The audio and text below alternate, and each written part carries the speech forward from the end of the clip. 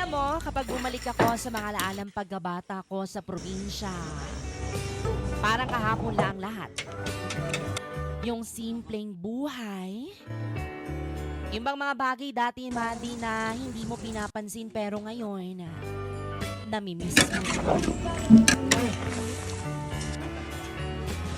Manny, tuwing umaga gigising ka sa tilaok ng manok at hindi sa alarm clock. Tapos paglabas pa ng bahay mo ay mararamdaman mo agad ang labig ng simoy ng hangin at amoy na amoy mo ang halimuyak ng mga bulaklak at damo na basa dahil sa hamog.